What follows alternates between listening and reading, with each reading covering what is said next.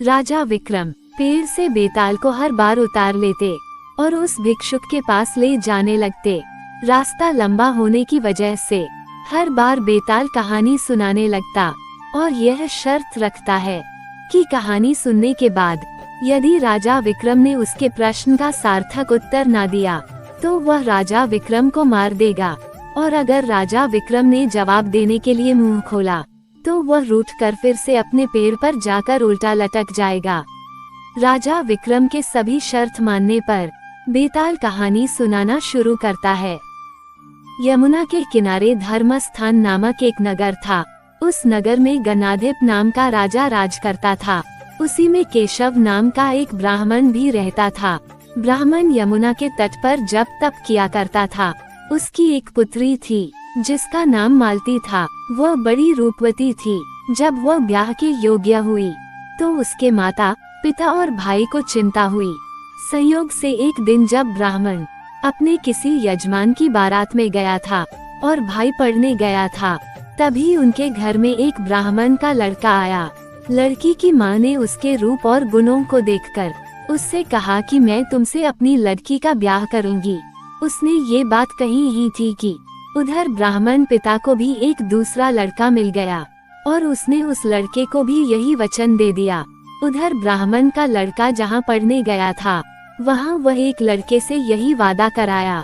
कुछ समय बाद बाप बेटे घर में इकट्ठे हुए तो देखते क्या है कि वहाँ एक तीसरा लड़का और मौजूद है। दो उसके साथ आए थे। अब क्या हो? ब्राह्मण, उसका लड़का और ब्राह्मणी बड़े सोच में पड़े।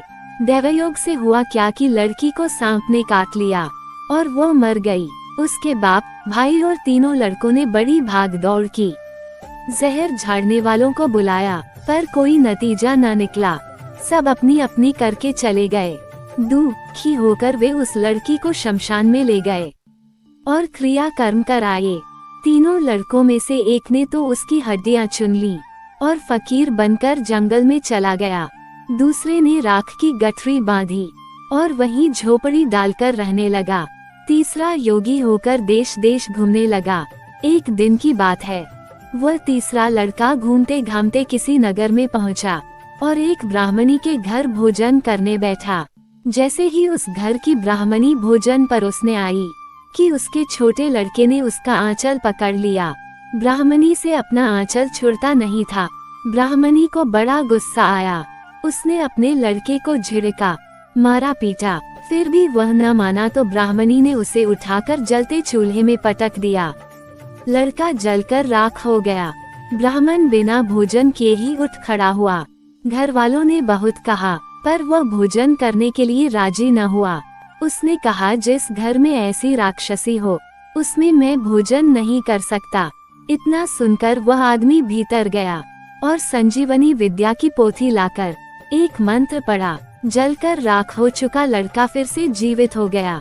ये देखकर ब्राह्मण सोचने लगा कि अगर यह पोथी मेरे हाथ पड़ जाए तो मैं भी उस लड़की को फिर से जिंदा कर सकता हूँ।